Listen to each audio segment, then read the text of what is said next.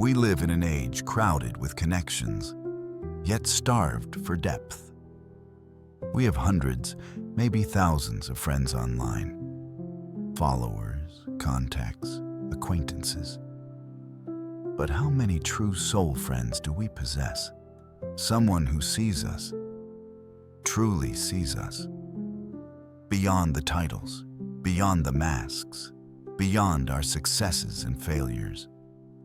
Someone whose soul resonates with ours on a frequency deeper than shared interests or convenience. Someone who would risk everything for our well-being. This kind of profound, loyal, almost transcendent friendship feels rare today. Perhaps it always has been. But there is an ancient story, embedded in the turbulent history of Israel's first kings, that serves as the enduring archetype for this kind of soul connection. It is the story of David and Jonathan, a shepherd boy anointed to be king and the prince who should have been his rival, but instead became his fiercest protector and dearest friend.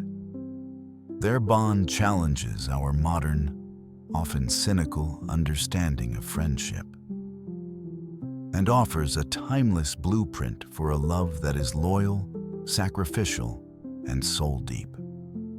Their story begins in the immediate aftermath of David's most famous victory, his defeat of the giant Goliath.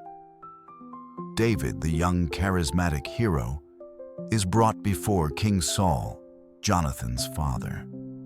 And the text tells us something extraordinary happens in that very first meeting. As soon as he had finished speaking to Saul, the soul of Jonathan was knit to the soul of David, and Jonathan loved him as his own soul. Let's pause on this remarkable phrase. His soul was knit to the soul of David. The Hebrew word used here suggests being bound together, intertwined, united in a way that goes far beyond mere liking or admiration. It implies an immediate, intuitive, and profound recognition, a meeting of souls.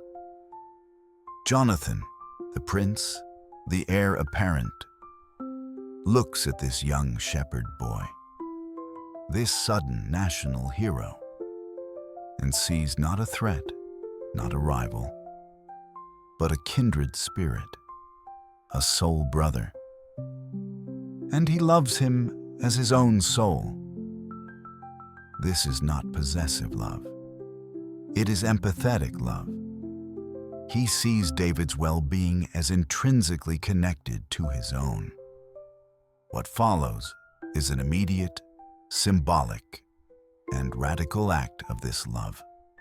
Jonathan, the crown prince, strips himself of his royal symbols, his robe, his armor, his sword, his bow, his belt, and he gives them all to David. This is not just a generous gift. It is a profound political and spiritual statement. In that culture, clothing and weapons were powerful symbols of identity and status. Jonathan is symbolically divesting himself of his princely rank and conferring it upon David. He is, in essence, recognizing David's legitimacy, perhaps even his divinely ordained future, before anyone else does. He is laying down his own claim to power out of love for his friend. This act sets the stage for the entire drama that follows. Jonathan chooses loyalty to David over his own ambition from the very beginning. As David's popularity grows, King Saul, Jonathan's father, begins to see him not as a hero, but as a threat. Saul becomes consumed by a dark, paranoid jealousy. He sees the crowd singing, "Saul has slain his thousands, and David his tens of thousands." And the text says, Saul was very angry. What more can he get but the kingdom? And from that time on, Saul kept a jealous eye on David. This jealousy quickly escalates into murderous rage. Saul tries to kill David multiple times, even throwing a spear at him while David is playing the lyre to soothe the king's troubled spirit. And it is in this dangerous, toxic environment that Jonathan's loyalty is truly tested. He is caught in an impossible bind. His father, the king, whom he is bound by duty to obey, is trying to murder his best friend, the man whose soul is knit to his own. Jonathan becomes David's protector, his advocate, his informant. He consistently speaks well of David to Saul, reminding his father of David's loyalty and his service to the kingdom. "Let not the king sin against his servant David," Jonathan pleads, "because he has not sinned against you, and because his deeds have brought great benefit to you." Sometimes his words temporarily soothe Saul's paranoia. But the jealousy always returns, fiercer than before. The tension culminates in a dramatic scene where Jonathan devises a plan to test his father's true intentions toward David. Once and for all, David is in hiding.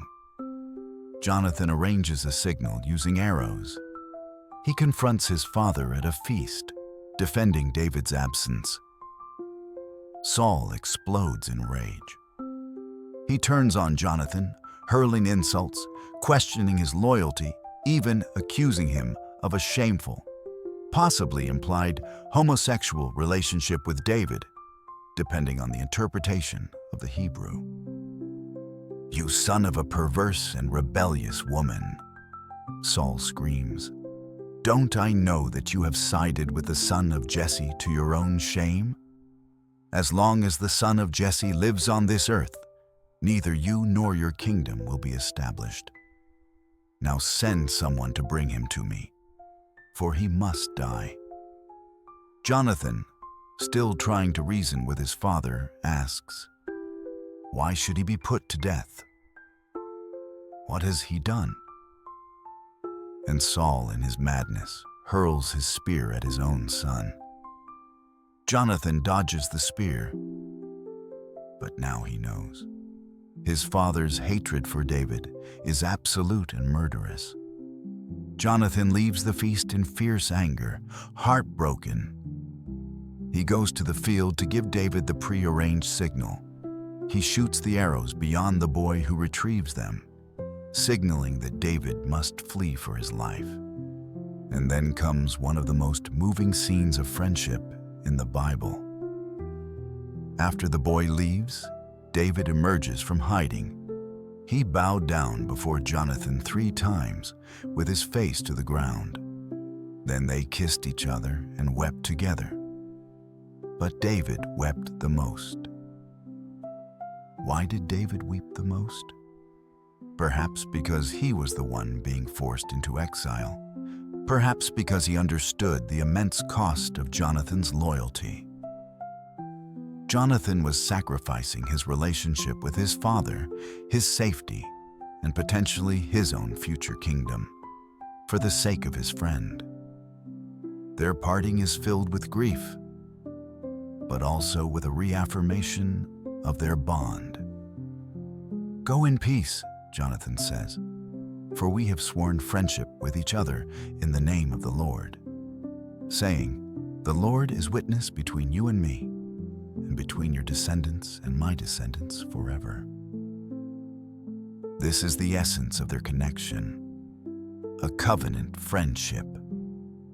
It was not just based on emotion, but on a sworn, binding commitment before God. A promise to seek each other's well-being, no matter the cost. If this idea of a friendship based not just on feeling, but on a deep, abiding commitment speaks to you, let us know with a like. Jonathan and David meet only one more time after this. Years later, David is still a fugitive, hunted by Saul. Jonathan seeks him out in the wilderness, finds him, and helped him find strength in God. He reassures David of his destiny. "Don't be afraid," he says. "My father Saul will not lay a hand on you. You will be king over Israel, and I will be second to you. Even my father Saul knows this." Think about the extraordinary selflessness of this statement. Jonathan, the rightful heir, is affirming his friend's future kingship and willingly accepting the secondary position. He finds joy not in his own advancement, but in the fulfillment of his friend's destiny. This is the ultimate expression of loving someone as his own soul. He desires David's good as much as, or even more than, his own. They renew their covenant, and then they part for the last time. Jonathan's story ends tragically. He dies in battle alongside his father Saul, fighting the Philistines on Mount Gilboa, even though his father had become his enemy in a sense. Jonathan remained loyal to his king and his people until the end. He did not abandon his post. When David hears the news of Saul and Jonathan's deaths, his grief is immense. He composes a beautiful, heartbreaking lament known as the Song of the Bow. He mourns for Saul, his persecutor, acknowledging his greatness as king. But his most poignant words are for his friend, Saul and Jonathan. In life they were loved and admired, and in death they were not parted. "I grieve for you, Jonathan, my brother. You were very dear to me. Your love for me was wonderful, more wonderful than that of women." This final line has sparked much debate, but in the context of their story, it speaks not necessarily of romantic love, but of the unique, profound, and utterly selfless quality of Jonathan's loyalty. It was a love that defied expectations, transcended rivalry, and willingly sacrificed everything. What does this ancient story of David and Jonathan teach us about the nature of true friendship? First, it shows us that the deepest connections are often born of recognition, a meeting of souls that transcends superficial differences. Jonathan saw David's heart, his potential, his divine anointing, when others saw only a shepherd boy or rival. Second, it reveals that true friendship is active, not passive. It involves concrete acts of loyalty, protection, and sacrifice. Jonathan didn't just feel love for David. He acted on it repeatedly at great personal risk. Third, it highlights the courage required to choose friendship over other loyalties, even deeply ingrained ones like family or personal ambition. Jonathan's story is a powerful testament to prioritizing connection over convention. Fourth, it demonstrates the selflessness of authentic love. Jonathan found strength and perhaps even joy in supporting David's destiny, even though it meant relinquishing his own claim to the throne. His friend's flourishing was intertwined with his own. And finally, it reminds us that such deep, covenant friendships leave an enduring legacy. Even after Jonathan's death, David honored their bond by showing extraordinary kindness to Jonathan's crippled son, Mephibosheth, treating him as his own son. The covenant extended beyond death. In our own lives, adrift in a sea of shallow connections, the story of David and Jonathan stands as a beacon. It calls us to cultivate friendships that are more than just casual. Friendships rooted in mutual recognition, fortified by active loyalty, and characterized by a selfless desire for the other's true good. These are the friendships that sustain us through the inevitable battles of life. These are the friendships where, as the scripture says, our souls are knit together. Let's close with a small act of reflection, a live benefit. Let's call it the friendship audit. Take a moment. Think about your closest friendships. Where do you see echoes of the David and Jonathan story? Where is there that deep soul recognition? Where have you or your friend acted with courageous loyalty, perhaps even at personal cost? Take a moment to simply appreciate that bond. Gratitude is the soil where deep friendships flourish. And perhaps, think about where you might be called to greater courage or selflessness in your friendships right now.